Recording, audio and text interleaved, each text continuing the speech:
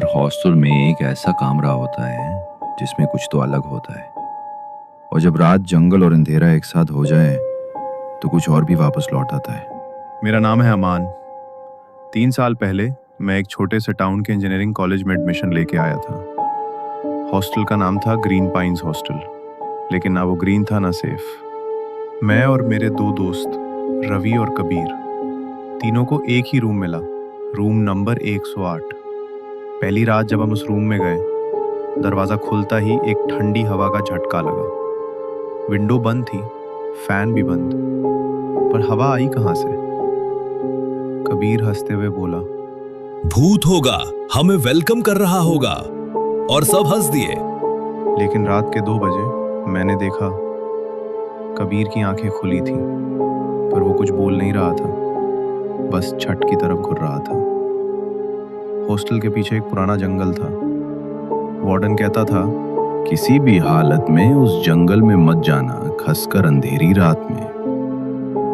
एक रात रवि ने दारे दारे बोला, अमन, मुझे लगता है मैंने जंगल की तरफ से किसी को बुलाते सुना। कबीर ने उससे छू करा दिया। पर उस रात हम तीनों ने एक ही सपना देखा। एक औरत सफेद साड़ी में जंगल के बीच खड़ी थी और हमें बुला रही थी।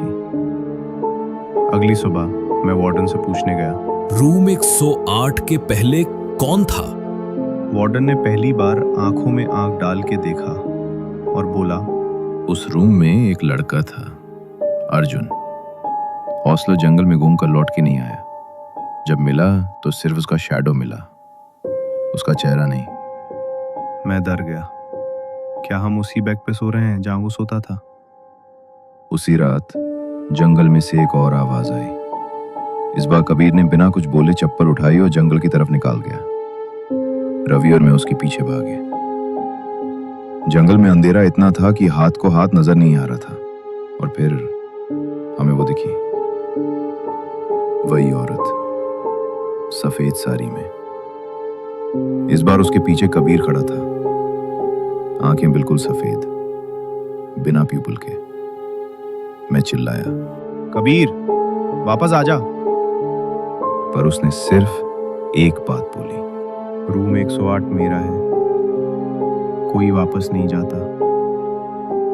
अगली सुबह रवि और मैं हॉस्टल के सामने मिले, लेकिन हम दोनों भूल चुके थे रूम 108 कहाँ है।